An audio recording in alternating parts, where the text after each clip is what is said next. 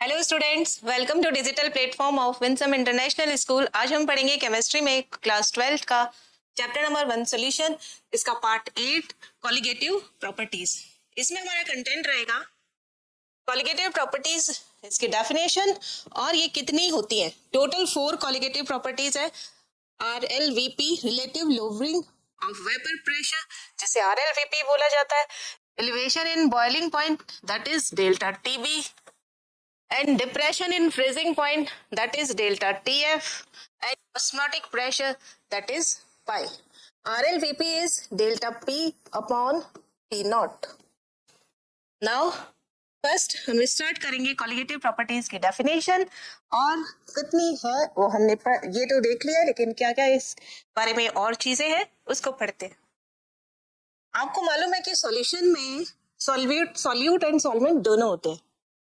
Solution की बहुत सारी प्रॉपर्टीज उसके वॉल्यूम पे डिपेंड करती है, उनके मास पे डिपेंड करती है, लेकिन कुछ प्रॉपर्टीज ऐसी होती है जो सिर्फ नंबर ऑफ सॉल्यूट पार्टिकल कितने हैं उन पर डिपेंड करती है, या नंबर ऑफ सॉल्यूट पार्टिकल कौन कौन से हैं उस पर डिपेंड नहीं करती।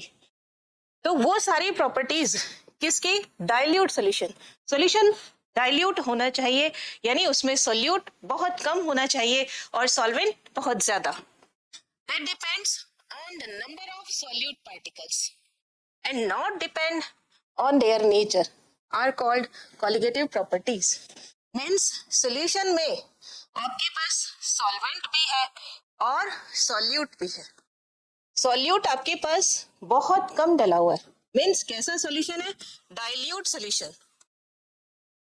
और प्रॉपर्टीज, इस सॉल्यूशन की जो प्रॉपर्टीज है वो किस पर डिपेंड कर रही है? नंबर ऑफ सॉल्यूट पर, कि उसमें एक सॉल्यूट है, 2 है, 3 है, 4 है। जैसे शुगर डाल दो या यूरिया डाल दो या ग्लूकोज डाल दो, तो उसमें पार्टिकल अगर एक ही है तो ये चारों प्रॉपर्टीज चेंज होंगी, या उनकी ये चारों प्रॉपर्टीज जो होंगी वो सेम होंगी। ठीक है, नंबर ऑफ सॉल्यूट पार्टिकल पे डिपेंड करेगा, इस बात पे डिपेंड नहीं करेगा कि हमने उसको शुगर डाला है या यूरिया डाला है या उसमें ग्लूकोज ऐड किया है। कौन कौन सी? सिर्फ ये 4 ही प्रॉपर्टीज है। Relative lowering in vapour pressure, that is delta P upon P। P लिखे, P नॉट लिखे या PA नॉट लिखे, मतलब सेम ही है। Then second, elevation in boiling point, इसको EBP ऐसे शॉर्ट फॉर्म में लिखा जाता है, that is delta TB। Depression in freezing point, DFP, delta TF, and osmotic pressure, that is pi. कौन कौन से फैक्टर्स हैं जो कि कॉलिगेटिव प्रॉपर्टीज पर अपना इफेक्ट डालते हैं? First, nature of solvent. Now extent of association and dissociation of solute in solution, it means number of particle change. Dissociation का मतलब टूटना, तो नंबर ऑफ पार्टिकल्स बढ़ जाएंगे। डिसोसिएशन का मतलब जोड़ना, 2 पार्टिकल एक बन गया तो एसोसिएशन हो गया, यानी इसका मतलब क्या है? Change in number of solute particle. Number of solute particle, अगर सोल्यूट पार्टिकल चेंज हो रहे हैं, उनका नंबर चेंज हो रहा है, तो कॉलिगेटिव प्रॉपर्टी में चेंज आएगा। नेचर ऑफ सॉल्वेंट अगर चेंज हो रहा है, यानी वाटर है, बेंजीन है, अल्कोहल है, तो ये तब भी कॉलिगेटिव प्रॉपर्टीज में चेंज आएगा। नाउ फर्स्ट प्रॉपर्टी हम पढ़ते हैं, relative lowering of vapour pressure, that is delta P upon P। यहाँ इस पिक्चर में देखिए, यहाँ पे हमने लिया है सॉल्वेंट। ये जो पिक्चर फर्स्ट दिखाई दे रहा है आपको, इसमें आपको फिल किया हुआ है सॉल्वेंट। अगर क्लियर नहीं दिख रहा है तो लिख रहे हो, ओनली सॉल्वेंट है, मीन्स इसमें सॉल्यूट नहीं है। और हमने यहाँ पर इसमें मैनोमीटर लगा रखा है। ये क्या है? मैनोमीटर। मैनोमीटर क्या काम करता है? प्रेशर मेजर करने का काम करता है, और इसमें मर्करी फिल होता है। इन दोनों लेवल्स में जो डिफरेंस आया है, मीन्स डिफरेंस यहां से लेके कहां तक है? यहां तक। एक ये जो डिफरेंस है, ये क्या है? सॉल्वेंट का वेपर प्रेशर, जिसे हम बोलते हैं PA नॉट। जब हम इसमें सॉल्यूट ऐड कर देते हैं तो देखिए ये वेपर प्रेशर ओनली किसका है? सॉल्वेंट का। तो यहाँ पे नंबर ऑफ पार्टिकल्स क्या हो गए? वेपर्स क्या हो गई? कम। तो यहाँ देखिए आप, ये यहाँ पे हमारे पास में सॉल्वेंट एंड सॉल्यूट दोनों है। यहाँ पे इस ठीक है, इस फ्लास्क के अंदर सॉल्वेंट भी है हमारे पास में और सोल्यूट भी। और सोल्यूट कैसा है हमारे पास में? नॉन वोलेटाइल, मींस इससे वेपर नहीं बन रहा। तो ये वेपर ओनली किसकी आएगी? सॉल्यूट की। तो सॉल्वेंट की, तो सॉल्वेंट की वेपर क्या होगी? कम। इसलिए ये जो डिफरेंस हुआ ये भी कितना हो गया? कम। ये PA0 है, ये PS है, सॉल्यूशन का वेपर प्रेशर। इन दोनों में डिफरेंस कौन बड़ा है? PA0। PS क्या है? छोटा। तो PA0 माइनस PS, इसी को हम बोलते हैं delta P, that is lowering in vapour pressure. Relative नहीं बोला है, लोवरिंग इन वेपर प्रेशर। जब इस डेल्टा P को, इस वेपर प्रेशर को हम PA0 से डिवाइड कर देते हैं, तब हमारे पास में क्या आ जाता है? Relative lowering of vapour pressure. ये सबसे पहले डेफिनेशन में क्या लिखेंगे? Lowering of vapour pressure, then relative lowering of vapour pressure, then उसका फॉर्मूला बताएंगे। क्या होता है definition? Lowering in vapour pressure, lowering in या लोवरिंग ऑफ वेपर प्रेशर। जब आप non volatile solute, when non-volatile solute is added in solvent, vapor pressure of solution decreases. It is known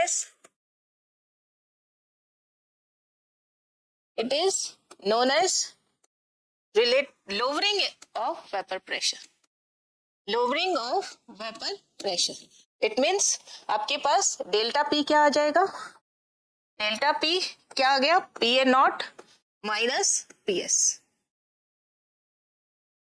जो ये डिफरेंस आएगा PA0 और PS, वो क्या होगा? Lowering of vapour pressure. Next हमारे पास क्या? Relative lowering of vapour pressure. Relative में क्या होता है? हम कंपैरिजन करते हैं। Relative lowering of vapour pressure, lowering of vapour pressure.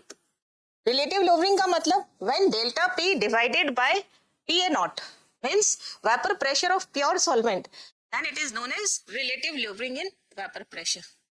When delta P is divided by vapor pressure of pure solvent या only solvent, that is PA0, it is known as relative lowering of vapor pressure. Relative lowering of vapor pressure, short में RLVP, यानी RLVP क्या हो गया? is equal to delta P upon PA0। ये इसका definition कि relative lowering बहुत important, delta P upon PA0। It is experimentally derived bye, सिर्फ आपको मेथड का नेम करना है, आपके सिलेबस में नहीं है, ओस्टवाल्ड वॉकर डायनामिक मेथड। एक ऐसा मेथड, डायनामिक मेथड है जिससे हम lowering in vapour pressure find out करते हैं, vapour pressure of pure solvent find out करते हैं, और दोनों को डिवाइड करके हम relative lowering in vapour pressure calculate कर लेते हैं। नाउ आपको प्रूव क्या करना है? आप ये सब क्यों पढ़ रहे हैं? क्वालिटेटिव प्रॉपर्टीज पढ़ने का मेन एम क्या है? अब इसका मेन एम है कि आपके पास अगर बहुत बड़े बड़े मॉलिक्यूल्स है, जैसे प्रोटीन्स है, विटामिन्स है, हीमोग्लोबिन है, क्लोरोफिल है, इनका मॉलिक्यूलर वेट मालूम करना, या कोई पॉलीमर आपने बनाया तो इसका मॉलिक्यूलर वेट फाइंड आउट करना, ये इसके क्वालिटेटिव प्रॉपर्टी कैलकुलेट करने का, इसको पढ़ाने का मेन एम है। और यहाँ पर सबसे पहले ये चारों जो प्रॉपर्टीज है ये कॉलिगेटिव प्रॉपर्टी की तरह बिहेव करती है, इन्हें हमें प्रूव करना पड़ेगा कि भैया ये कॉलिगेटिव प्रॉपर्टी है, means number of solute particle पर डिपेंड कर रही है। देन हम इसका रिलेशन निकालेंगे मोलैलिटी से या कंसंट्रेशन से, देन हम निकालेंगे मॉलिक्यूलर वेट कॉलिगेटिव प्रॉपर्टी से कैसे निकालते हैं। यानी इसके लिखने का एक पैटर्न होता है, सबसे पहले आपको उसकी डेफिनेशन बतानी है, फिर ये बताना है कि ये कॉलिगेटिव प्रॉपर्टी क्यों है, फिर ये बताना है कि उसका मोलैलिटी के साथ क्या रिलेशन है, यानी कंसंट्रेशन के साथ क्या रिलेशन है, देन आपको कैलकुलेट करना है कि MB के साथ यानी मॉलिक्यूलर वेट ऑफ सॉल्यूट के साथ इसका क्या रिलेशन है। Now first we prove that it is a colligative property. कोई भी सॉल्यूशन जो होता है उसमें सॉल्यूट पार्टिकल भी होता है और सॉल्वेंट पार्टिकल भी होता है। सॉल्वेंट सरफेस फिनोमिना है, यानी सॉल्वेंट मॉलिक्यूल्स हमारे पास में ज्यादा होंगे, डाइल्यूट है तो सॉल्यूट के मॉलिक्यूल्स हमारे पास में कम होंगे। ये सॉल्यूट के मॉलिक्यूल है, नॉन वोलेटाइल है, इट मींस इसकी वेपर नहीं बनेगी। और वेपर किसकी बनेगी? ओनली एंड ओनली सॉल्वेंट की। सॉल्वेंट को किससे रिप्रेजेंट किया? ए से। और सॉल्यूट को किससे रिप्रेजेंट करते हैं? A, it is solvent. और ब्लू कलर वाला क्या है? B, it is B. और बी क्या है? सॉल्यूट। कैसा है? Non volatile. तो वेपर प्रेशर ओनली किसकी वजह से होगा? ए के वजह से। कितना होगा? पीए। सॉल्यूशन है तो पीए। इसी को ही लिख लेते हैं। Now if non volatile solute is added in solvent, solvent आपका volatile होगा और solute जो होगा वो non volatile होगा, then total vapor pressure of solution कितना, किससे डिनोट करते हैं? पीएस। और राउल्ट लॉ और डाल्टन लॉ दोनों से मिलाकर के क्या होता है? PS is equal to PA plus PB. PS is equal to या पीए इज इक्वल टू, जो राउल्ट लॉ है पहले लिख लेते हैं। According to Raoult law, PA is equal to PA not X A, PB is equal to PB not X B, PS is equal to PA plus PB. B यहाँ पे क्या है? नॉन वोलेटाइल सॉल्यूट है। B क्या है यहाँ पे? Non volatile solute है। इट मींस पीबी क्या होगा? 0। ये चीज क्या हो गई? 0। जब ये 0 हो गया तो पीएस किसके इक्वल आ गया? पीएस किसके इक्वल आ गया यहाँ पे? पीए के। इक्वेशन 1, क्योंकि तो हमें जरूरत नहीं है। From equation 1 PS is equal to क्या आ गया? PA not X A. Mole fraction यहाँ पे 2 है, X A and X B. तो एक्स बी और एक्स ए हम इनको रिलेट करेंगे। क्या होता है? X A plus X B equal to कितना होता है? 1। नाउ आपको किसकी वैल्यू निकालनी है? एक्स ए की। 1 माइनस एक्स बी। पुट किया वैल्यू को, put value of X A, PS is equal to कितना आ जाएगा? PA not 1 minus X B. अभी और सॉल्व करेंगे, इसे ओपन करेंगे ब्रैकेट, तो एक बार मल्टीप्लाई 1 के साथ में, एक बार मल्टीप्लाई एक्स बी के साथ में, और इसे आगे करते हैं हम। पीएस इसके बाद यहां पे लिखा है PS is equal to PA not minus PA not X B. अब मुझे किसकी वैल्यू निकालनी है? एक्स बी की वैल्यू निकालनी है। तो मैं पहले क्या करती हूँ? पीए नॉट को ट्रांसफर करती हूँ, फिर दोनों तरफ नेगेटिव से मल्टीप्लाई कर देंगे तो आपके पास में पॉजिटिव वैल्यू आ जाएगी, है ना। अब आपको सिंपल क्या करना है? ट्रांसफर करना। तो पीएस इसको इधर ट्रांसफर करेंगे तो साइन क्या आ जाएगा? PA not minus equal to minus PA not X B. अब आप किससे मल्टीप्लाई कर देंगे? नेगेटिव से मल्टीप्लाई कर देंगे, है ना। मल्टीप्लाई बाय नेगेटिव, तब ये कितना आ जाएगा? Minus PS plus PA not. क्योंकि आप नेगेटिव से मल्टीप्लाई कर रहे हैं तो आपको एक बार पहले पूरा बता देते हैं। चलो, minus PS minus PA not equal to minus minus PA not X B. तो ये क्या हो जाएगा? माइनस और माइनस प्लस हो गया ना, तो पहले पीए नॉट को लिख देते हैं। Minus PS is equal to, ये प्लस हो गया, पीए नॉट एक्स बी। और देखिए PA not minus X A, यहाँ पे इसे ही आपने कहा है lowering of vapour pressure, delta P, है ना। तो इसी को ही क्या बोलते हैं? Delta P. Is equal to P A not X B. Transfer कर दो पी ए नॉट को इधर, तो ये क्या आ जाएगा आपके पास, delta P upon P A not is equal to X B. Equation number 1 हो गया, इक्वेशन नंबर 2 हो गया, एंड इक्वेशन 2 से आपको क्या पता चला, R L V P is equal to X B. X B means number of solute particle पर डिपेंड कर रहा है, so it is colligative property.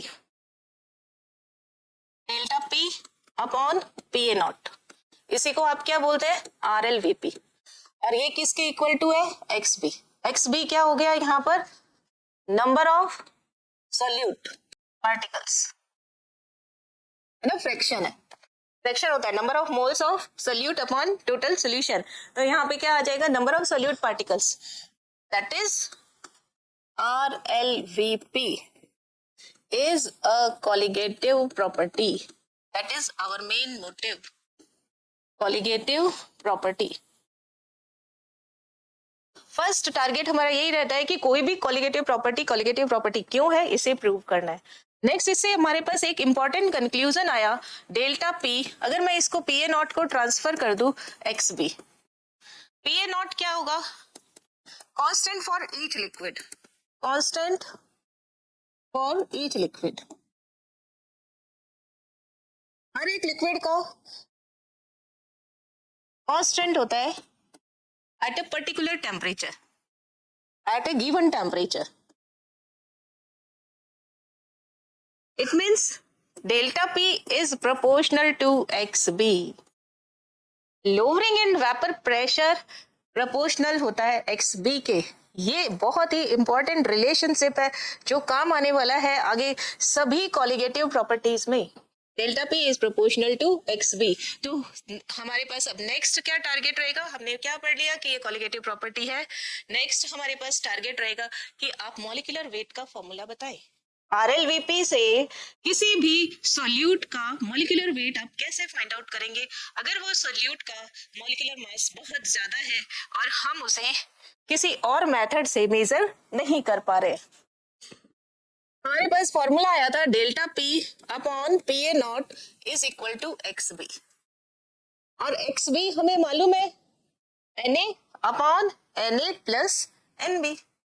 आप क्या जानते हैं, वी नो एक्स बी क्या होता है, जिसका हमें फाइंड आउट करना मोल फ्रैक्शन, उसके मोल ऊपर रखो और कितने कंपोनेंट है, दो, एक सॉल्वेंट एक सॉल्यूट, और दोनों के मोल्स यहाँ आ जाएंगे। हम क्या ले रहे हैं, डाइल्यूट सॉल्यूशन। डाइल्यूट में number of moles of solute बहुत कम है, इसलिए हम Na प्लस Nb को ओनली क्या लिख सकते हैं, Na for dilute solution.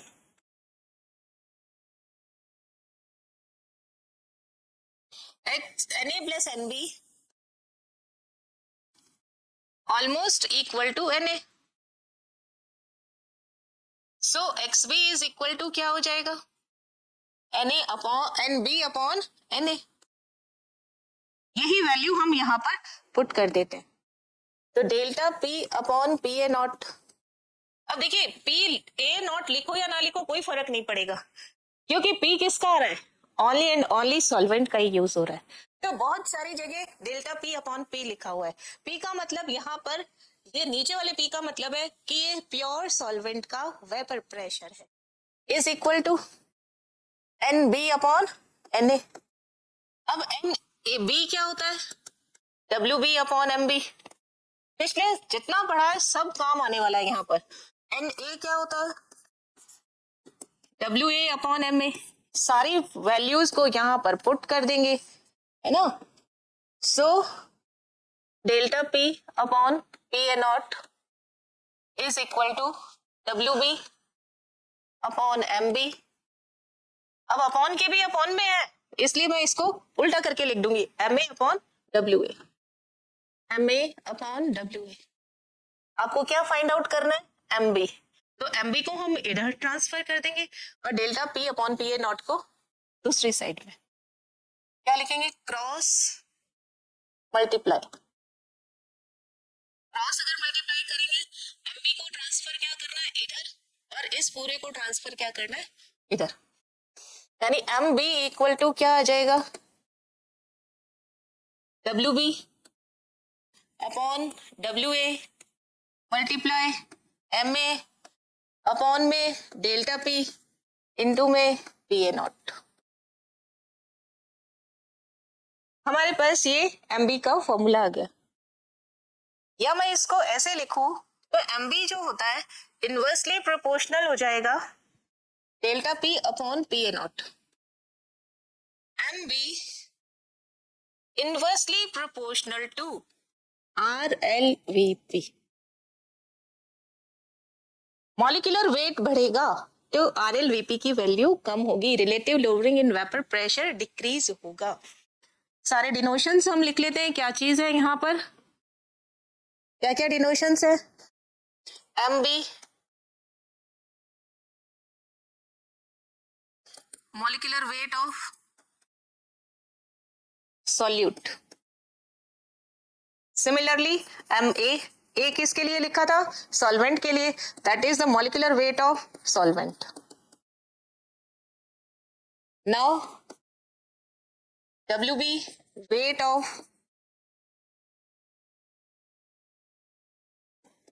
Solute, सब ग्राम में आएगा। MB ग्राम में, MA ग्राम में, WA ग्राम में। एंड और क्या रह गया यहाँ पर, delta P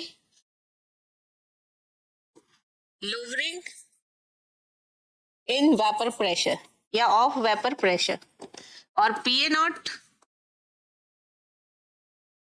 vapour pressure of pure solvent.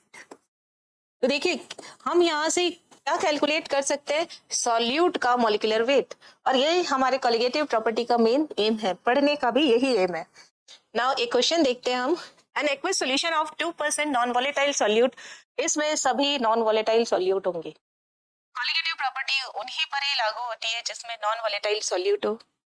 Second condition, इसके अंदर डाइल्यूट सॉल्यूशन हो, सॉल्यूट नॉन वोलेटाइल हो और सॉल्यूशन हमारा डाइल्यूट होना चाहिए, तभी हम Na प्लस NB को Na लिख सकते हैं। अगर इसमें सॉल्यूशन कंसंट्रेट होगा तो Na प्लस NB दोनों की वैल्यूज लिखनी होंगी।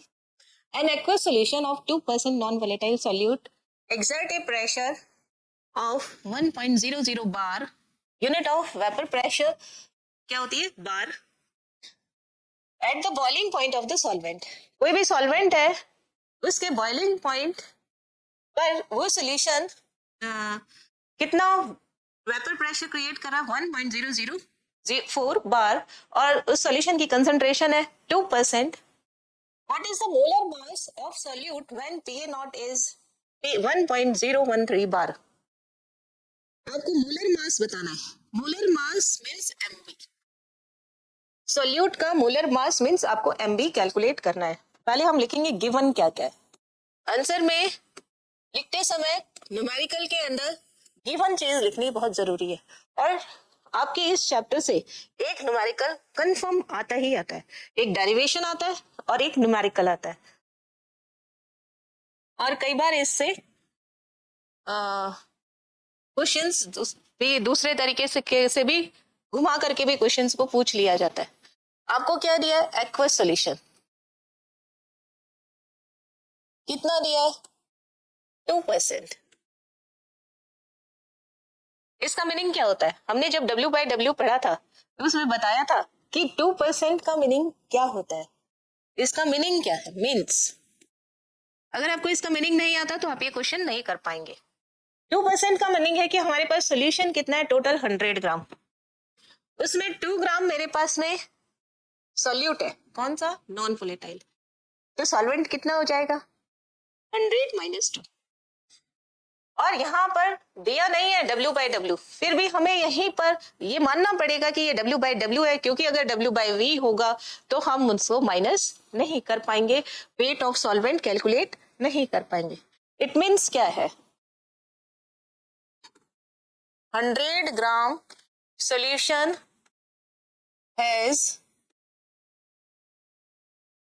या ऐसा लिख देती हूँ, टोटल जो सॉल्यूशन है वो कितना है मेरे पास में, इसका मीनिंग क्या है, WA plus WB, WA plus WB मेरे पास कितना है, 100 ग्राम, WB कितना है, 2 ग्राम, तो WA कितना हो जाएगा, 100 minus WB means 100 minus 2 means 98 gram.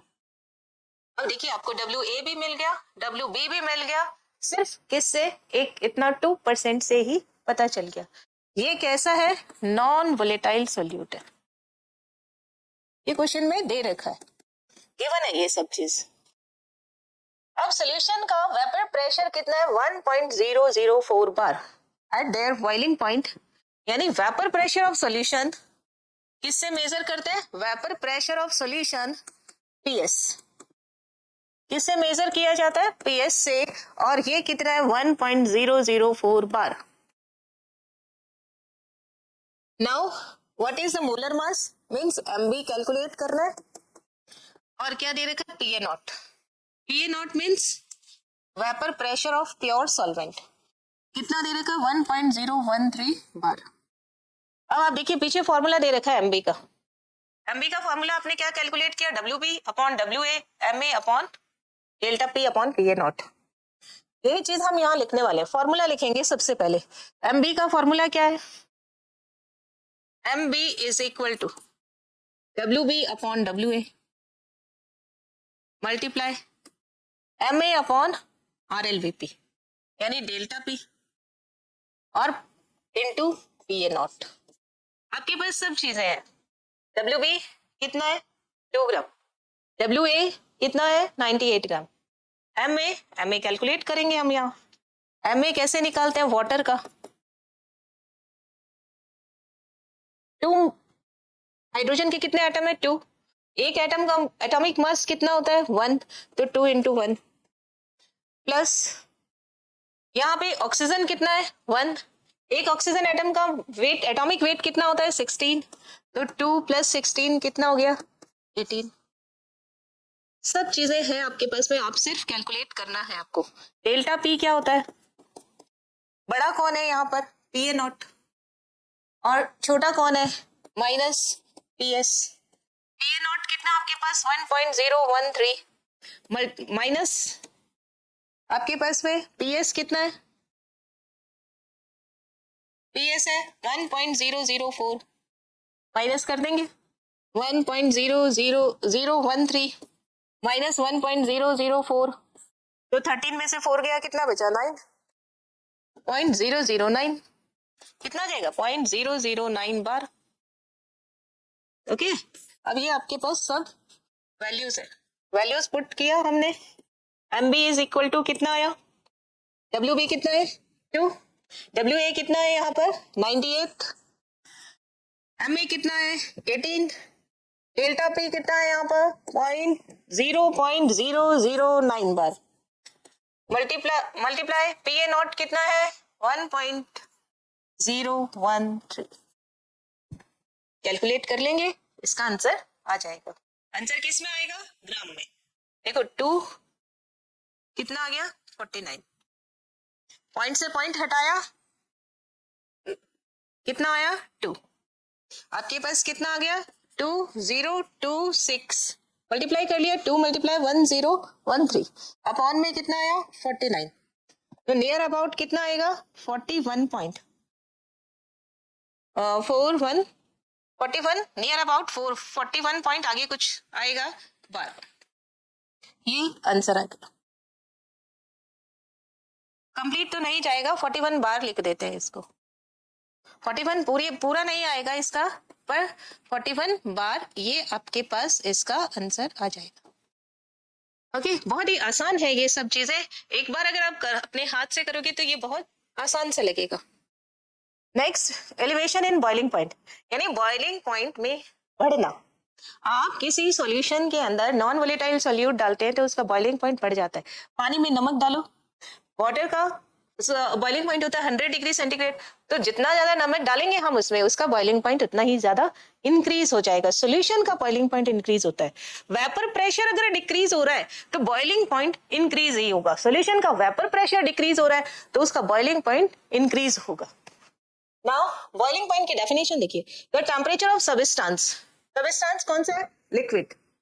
Eight which vapour pressure of liquid, vapor pressure of liquid is equal to atmospheric pressure. is called boiling point of the solution of liquid. यानी अगर आप water liquid है, इसको आप heat up करते हैं, गर्म करते हैं, है ना, तो ये किस में कन्वर्ट हो जाता है? वाटर वेपर में कन्वर्ट हो जाता है, गैस में कन्वर्ट हो जाता है. जिस पॉइंट पर वेपर प्रेशर इक्विलिब्रियम में होगा, ये वेपर प्रेशर इक्वल हो जाए किसके? एटमॉस्फेरिक प्रेशर के, तो बॉइलिंग पॉइंट उसी को ही बोलते हैं, उस टेम्परेचर को. तो temperature at which vapour pressure किसका? लिक्विड का, equal to atmospheric pressure.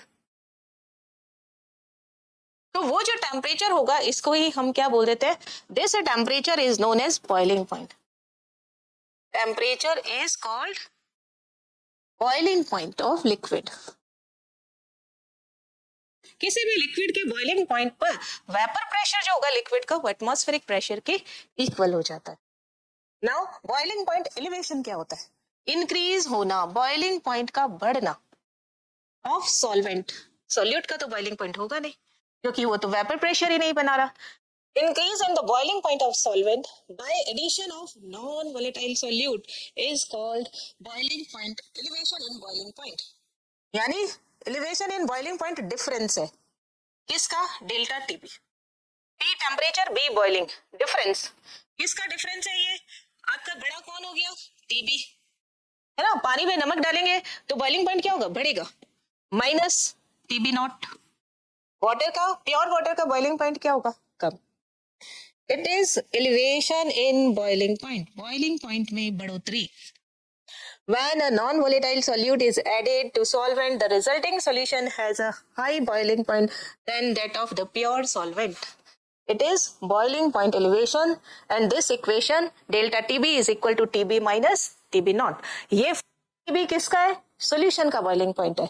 TB naught solvent का, प्योर सॉल्वेंट का. जहां पे भी नॉट वर्ड आएगा वहां पे आपको प्योर लिखना जरूरी है. अगर B TB naught means pure solvent का बॉइलिंग पॉइंट, टीबी सोल्यूशन का बॉइलिंग पॉइंट. सोल्यूशन का ज्यादा होता है, सॉल्वेंट का कम होता है, तो टीबी माइनस टीबी नॉट आ जाता है boiling point elevation. Now prove that.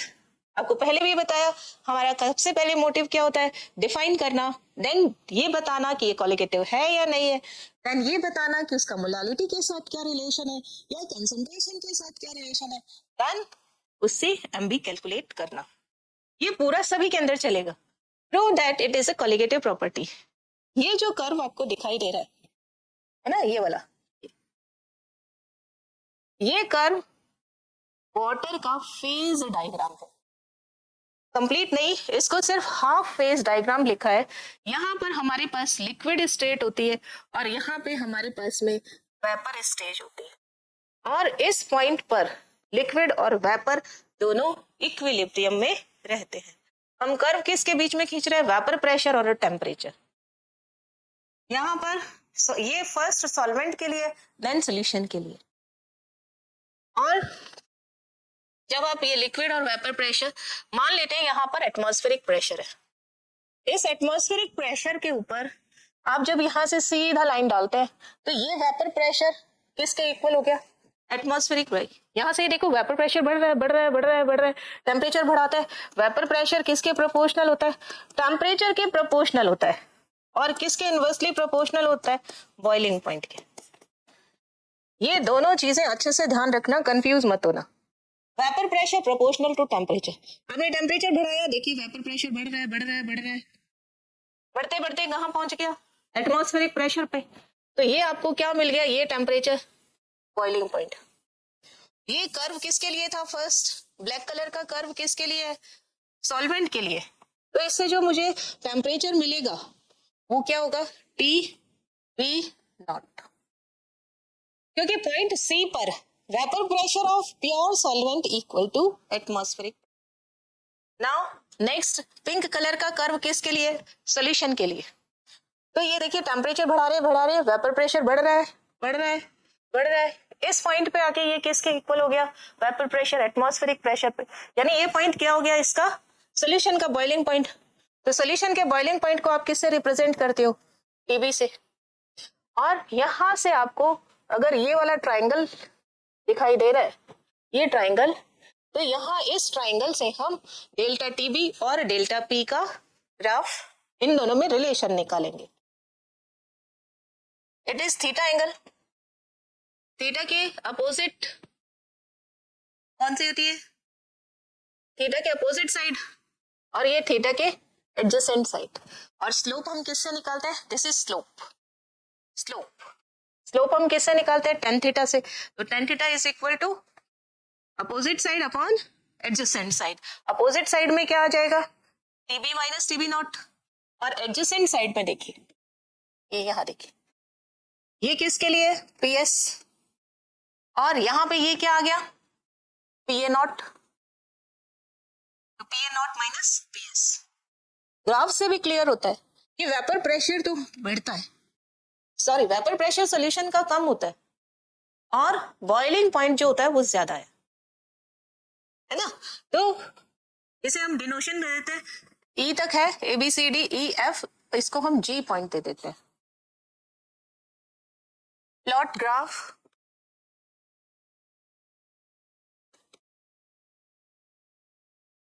Between vapour pressure and temperature.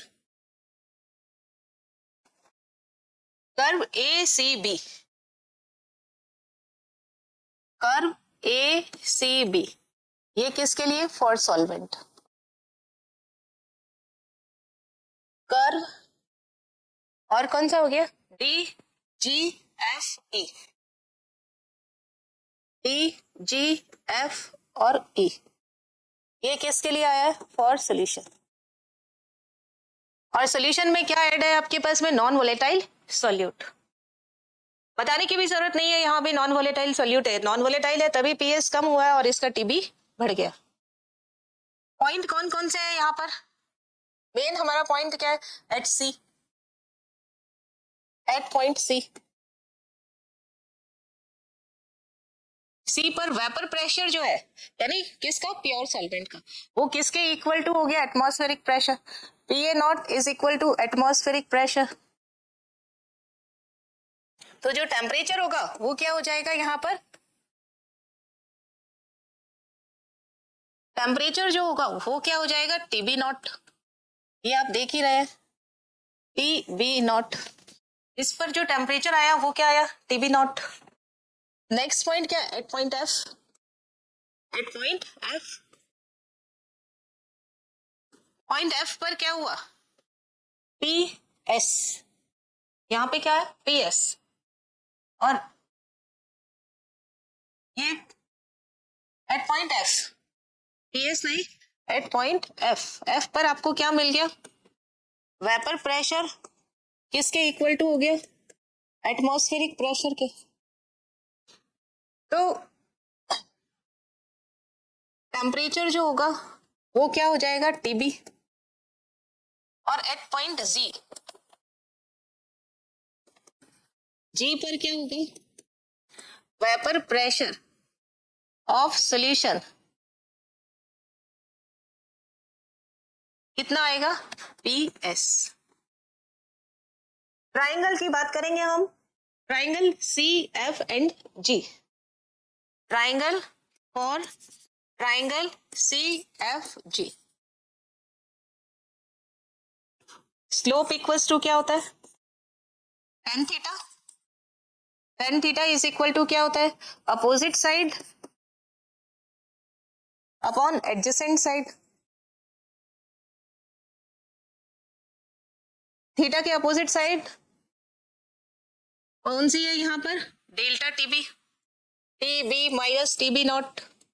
और ये साइड यहां से लिख देते हैं सी एफ, और ये लिख देते हैं यहाँ पर अपोजिट साइड कौन सी है? यहाँ पहले लिख देते हैं अपोजिट साइड सी एफ, और एडजेसेंट साइड कौन सी हो जाएगी? सी जी. तो हमारे पास में ये क्या आ जाएगा? T B minus T B naught. और ये कितना आ जाएगा? P A naught minus P S. यानी डेल्टा टी, इसको हटा ही देते हैं आगे से, ऊपर लिख देंगे दोबारा ताकि ये यही कंप्लीट हो जाए. डेल्टा टी बी और ये क्या आ जाएगा delta P, means tan theta is equal to हमारे पास क्या है delta T B upon delta P. तो tan theta is equal to क्या आया delta T B upon delta P. Delta P को क्रॉस मल्टीप्लाई किया तो delta T B is equal to tan theta into delta P. Delta T B is equal to क्या आया proportional to delta P, और delta P किसके equal है, किसके proportional होता है एक्स बी के। तो डेल्टा टी बी भी किसके प्रोपोर्शनल हो जाएगा एक्स बी के, that is it is also a colligative property.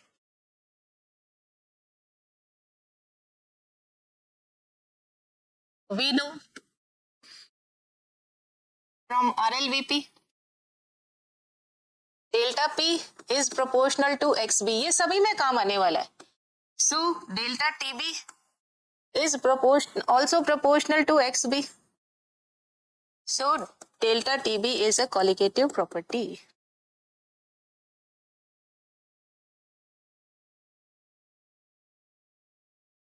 Delta TB हमारे पास क्या आ गया कॉलिगेटिव। सबसे पहला काम यही है कि डेल्टा टीबी को आप प्रोपोर्शनल करो एक्स बी के, डेल्टा टीएफ को आप प्रोपोर्शनल करो एक्स बी के, और उसे कॉलिगेटिव प्रॉपर्टी बनाओ। देन हमारा काम है नेक्स्ट डेल्टा टीबी और मोलैलिटी में क्या रिलेशन है इसे फाइंड आउट करना। फॉर्मूला कंटिन्यू चलेगा, जो हमने अभी लिखा delta TB is proportional to X B, इसी से हम आगे कैलकुलेट करेंगे। तो हमारे पास में ये इक्वेशन नंबर, पहले कोई नाम दिया है क्या, नहीं दिया, पहले इसे नाम दो इक्वेशन नंबर 1, इसे नाम दो इक्वेशन नंबर 1, इसे नाम दो इक्वेशन नंबर 2, अब जो आएगा equation number 3 from equation 2। Equation 2 क्या है यहाँ पर, delta TB is proportional to X P. Proportionality का साइन हटाएंगे, कोई कांस्टेंट आएगा, कांस्टेंट क्या होगा K, delta TB is proportional to X B. Sign हटाया प्रोपोर्शनलिटी का तो क्या आया के एक्स बी। वही चीज जो हमने आरएलवीपी में किया था सेम टू सेम हम यहाँ करने वाले हैं। क्या करेंगे, एक्स बी वी नो, इधर ही लिख देते हैं, we know XB is equal to NB upon NA plus NB। और डाइल्यूट सोल्यूशन अगर होगा तो Na plus NB किसके इक्वल हो जाएगा, Na plus NB almost equal to Na।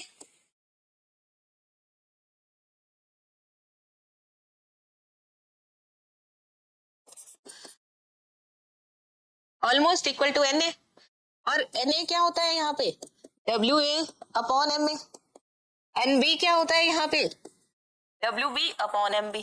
बस सब वैल्यूज को पुट कर दो और अब फॉर्मूला निकालने डेल्टा टीबी और के साथ। पुट वैल्यू ऑफ XB, तो delta TB is equal to क्या आ गया, के तो है ही,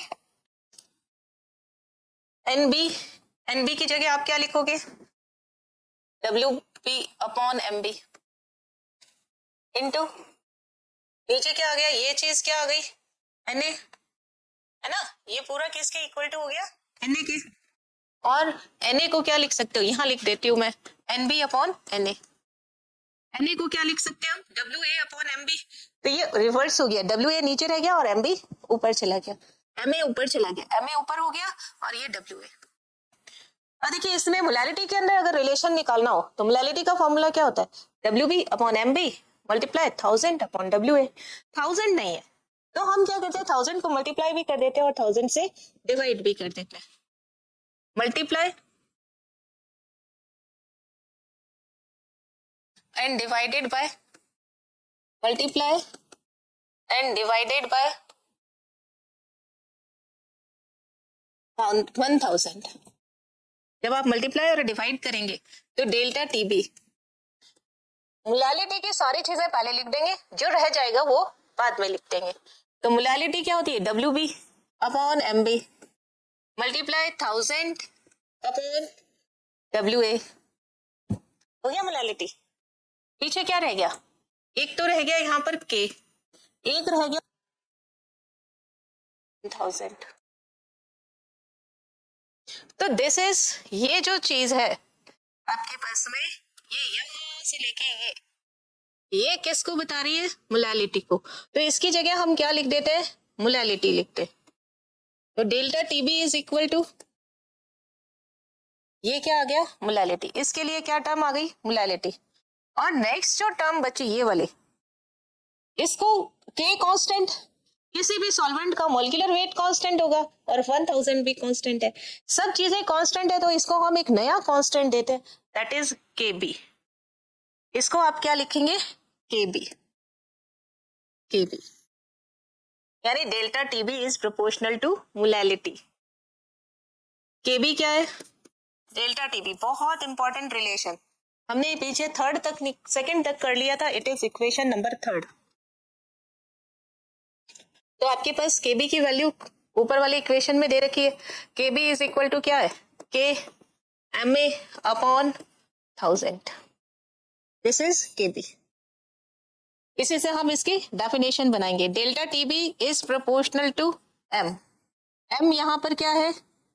एम यहां पर मोलैलिटी है। एम यहां पर क्या है? मोलैलिटी।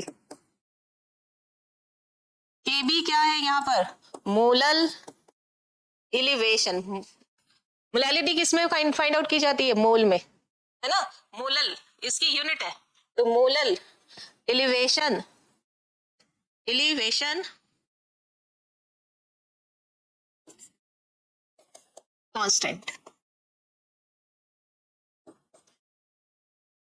इससे हम केबी की वैल्यू निकालेंगे, केबी को डिफाइन करेंगे पहले, है ना, और इसके बाद इसकी यूनिट फाइंड आउट करेंगे।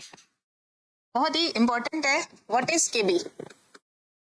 केबी, एक तो नाम इसका क्या है अभी हमने बताया, molar elevation constant. Constant means एक फिक्स वैल्यू होगी हर एक सॉल्वेंट के लिए एट ए गिवन टेम्परेचर। इस सॉल्यूशन वाले चैप्टर में टेम्परेचर बहुत इंपॉर्टेंट है और इसी को हम बोलते हैं इबुलोस्कोपिक, इबुलोस्कोपिक कांस्टेंट। बहुत बार यही नाम दे दिया जाता है इबीयू, EBU, EBU LLIOSCOPIC, इबुलोस्कोपिक कांस्टेंट। तो इसको डिफाइन कैसे करेंगे? डेफिनेशन ऑफ केबी। केबी को कैसे डिफाइन करना है? तो इसके लिए इसका फॉर्मूला देखिए, delta TB is equal to KB into M. KB का निकालना है ना हमें, तो केबी इज इक्वल टू क्या हो गया? Delta TB upon M. अगर किसी सॉल्यूशन की मोलैलिटी 1 m है तो उसका elevation in boiling point is equal to KB, molar elevation constant होगा। क्या कहते हैं? इफ, यही लिख देते हैं, if m is equal to 1 molar then kb is equal to delta TB. अब डिफाइन कर देंगे। If molality of solution is, if molality of solution is 1 m, 1 m है, then elevation in boiling point, elevation in boiling point is equal to molar elevation constant, that is kb. Now unit of kb, kb का unit क्या होगा? Unit of kb, delta TB, difference हो चाहे temperature हो, answer किस में आएगा? Kelvin में, क्योंकि मोलैलिटी आपको किस, मोल पर केजी। तो डेल्टा टीबी का यूनिट क्या होता है? KB is equal to delta TB upon में क्या है? मोलैलिटी। डेल्टा टीबी का यूनिट क्या होगा? डेल्टा टीबी का यूनिट है केल्विन और मोलैलिटी का यूनिट क्या होगा? मोल पर केजी, केजी -1। जब इसको और सॉल्व करोगे तो क्या आ जाएगा? केजी ऊपर जाएगा तो +1 हो गया, केल्विन, केजी और मोल -1। It is unit of KB. Kelvin, KG, mole inverse, KB for water, ये याद रखना पड़ेगा। कितना होता है? 0.52। Unit is kelvin, KG, mole inverse. Okay, this is the unit of kb for water. Now formula for molecular weight of for solute, हमारा काम ही यही है। Molecular property क्या पढ़ रहे हैं, किस लिए पढ़ रहे हैं? ताकि हम molecular weight का निकाल सके solute का, जो कि solute बहुत ही बड़े आकार के होते हैं, मीन्स पॉलीमर हो। उनके नॉर्मली हम निकाल सकते हैं मॉलिक्यूलर वेट, NaCl का निकाला, Na का ऐड कर दो, Cl के एटॉमिक वेट को ऐड कर दो, तो आप निकाल सकते हो। छोटे छोटे काम निकाल सकते हैं, लेकिन बड़ी का अगर कहे कि बताओ पॉलीथीन है इतने ग्राम, कितने होगा इसका मॉलिक्यूलर वेट, तो वो हम फाइंड आउट नहीं कर सकते। उसी के लिए ये कॉलिगेटिव प्रॉपर्टीज पढ़ी जाती है। जहां हमने छोड़ा था वहीं से शुरू करेंगे। हमने कहाँ छोड़ा था? Delta TB is equal to m into KB. यहीं से हम इसका मोलिकुलर वेट का फॉर्मूला निकालेंगे फ्रॉम इक्वेशन थर्ड ही था, देख लेते हैं एक बार दोबारा। From equation third, delta TB is equal to, pen change करते, delta TB is equal to KB into M. M की वैल्यूज रख दो, एम बी को कैलकुलेट कर लो। M is equal to WB upon MB multiply 1000 upon WA. Put value of M. Delta TB is equal to क्या हो गया? KB into WB upon MB multiply 1000 upon WA. आपको क्या करना है? फाइंड आउट क्या करना है? MB को इधर ले जाओ, डेल्टा TB को इधर ले आओ, है ना? तो MB is equal to क्या हो गया? यहाँ लिखते MB इज इक्वल टू क्या हो गया? KB अपॉन में क्या आ गया? डेल्टा TB, मल्टीप्लाई में क्या आ गया? WB अपॉन में क्या आ गया? WA, मल्टीप्लाई में क्या आ गया? 1000।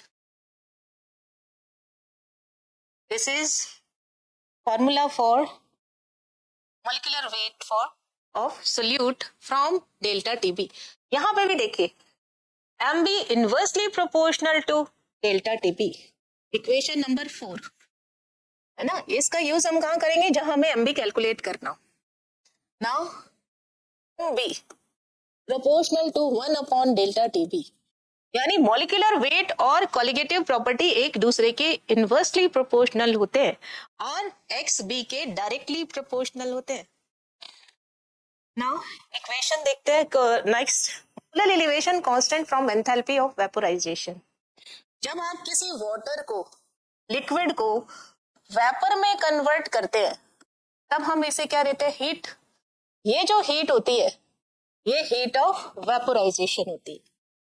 अब इस हीट ऑफ वेपोराइजेशन का केबी के साथ क्या रिलेशन होता है? आपको सिर्फ फॉर्मूला डिराइव करना है। बीएससी में फॉर्मूला याद रखना है। बीएससी में हम इसका डेरिवेशन भी करते हैं फ्रॉम क्लाउसियस-क्लैपेरॉन इक्वेशन। तो KB is equal to R TB का square upon 1000 LV। LV delta H vaporisation upon molecular weight A ही आएगा, क्योंकि सोल्यूट तो हीट ऑफ वेपोराइजेशन लेता ही नहीं, नॉन वोलेटाइल है। TB boiling point of liquid. Liquid means pure liquid, यानी pure solvent की बात हो रही है। TB नॉट की बात हो रही है। अगर मैं TB नॉट भी स्क्वायर भी लगा दूंगी तो 0 और 2 लगेगा, इसलिए यहाँ पे ओनली TB का यूज हुआ है for pure solvent. Now LV latent heat. LV latent से L का वर्ड आया, हीट ऑफ वेपोराइजेशन से V आया है पर ग्राम। अगर मुझे पर ग्राम लेना हो सॉल्वेंट का तो लेटेंट हीट LV लेंगे और उसका फॉर्मूला यही आएगा। और अगर मैं यहाँ पर लेटेंट हीट ऑफ वेपोराइजेशन लूं लेकिन पर मोल लूं, मोल कैसे निकालते हैं? ग्राम अपॉन मॉलिक्यूलर वेट, तो वो क्या हो जाएगा? Heat of vaporisation. M यहाँ पर क्या है? MA लिखा भी है, मॉलिक्यूलर मास ऑफ सॉल्वेंट। अगर मैं LV की वैल्यू इस फॉर्मूले में पुट कर दूं तो KB इज इक्वल टू कितना आएगा? R TB का स्क्वायर अपॉन 1000 तो है ही है, LV की जगह क्या लिखना है? ये delta HV heat of vaporisation, और MA कहाँ चला जाएगा? ऊपर। कई बार सिंपल फॉर्मूला भी पूछ लेते हैं छोटे क्वेश्चंस के अंदर। अगर बड़ा क्वेश्चन 1 2 3 4 पार्ट में आता है, आपके सिर्फ फॉर्मूला है इसलिए इसे ध्यान रखेंगे। और वाटर का molar elevation constant 0.52 kelvin KG पर मोल होता है।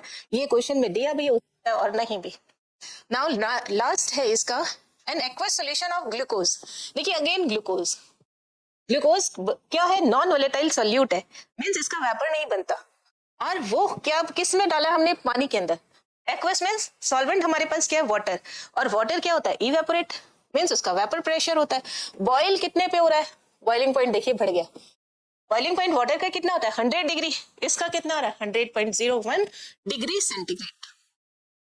The molar elevation constant for water is 0.5। Question में दे रखा है द नंबर ऑफ मॉलिक्यूल्स, थोड़ा सा इसमें अलग दे दिया है, आपको नंबर ऑफ मोल्स नहीं बताने, नंबर ऑफ मॉलिक्यूल्स बताने in the solution containing 100 gram of solvent.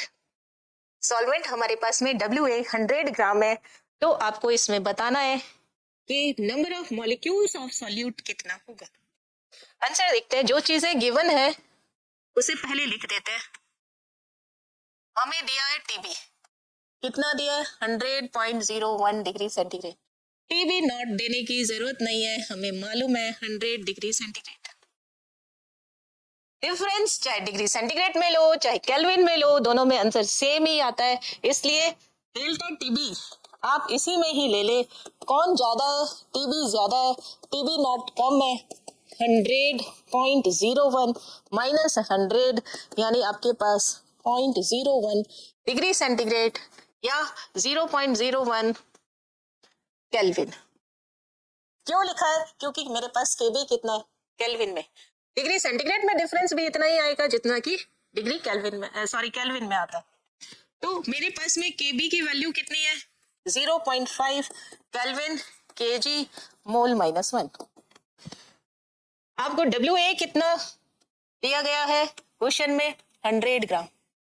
आपको क्या कैलकुलेट करना है, नंबर ऑफ मॉलिक्यूल्स, मोल्स नहीं है, number of molecules of glucose calculate करना है। मीन्स पहले आप नंबर ऑफ मोल कैलकुलेट करेंगे, फिर आप उसे Na से मल्टीप्लाई कर देंगे तो क्या निकल जाएगा, नंबर ऑफ मॉलिक्यूल्स। कैसे करेंगे, फॉर्मूला हमारे पास में KB है, डेल्टा TB है, WA है, MA पता है हमें 18 होता है, तो हम डायरेक्ट फॉर्मूला लगाएंगे किसका, delta TB is equal to KB multiply number of moles NB upon WA, किस में है, ग्राम में, इसलिए ऊपर क्या आ जाएगा 1000। मोलालिटी था, this is formula for molality, है ना। ये फॉर्मूला किसके लिए आया, मोलालिटी। डेल्टा TB कितना गिवन है 0.01, यूनिट लगा दीजिए, कट जाएंगी यूनिट्स, लिखना चाहे तो लिख भी सकते हैं। ये kelvin, now equal to KB कितना है 0.5, यूनिट ग्रीन पेन से लिखेंगे kelvin KG mole inverse. Now multiply करें हम, किससे मल्टीप्लाई करना है, NB से। NB तो हम कैलकुलेट ही करना चाह रहे हैं, अपॉन WA 100 ग्राम को हमने केजी में बदल लिया तभी ये 1000 आया है, तो ये किस में आ गया, केजी में, है ना। ग्राम को केजी में कन्वर्ट किया तभी तो ये 1000 आया, तो मल्टीप्लाई क्या आ गया 1000। जो कट रही है यूनिट उसे काट देंगे और आंसर NB कैलकुलेट कर लेंगे।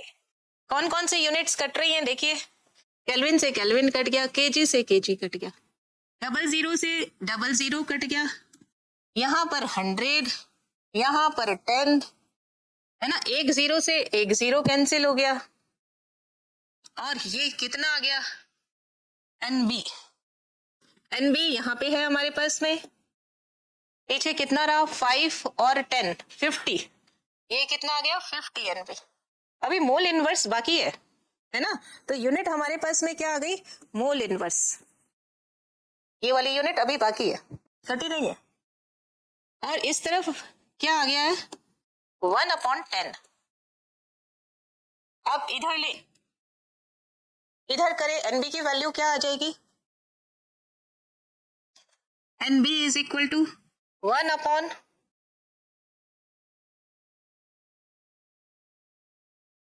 500,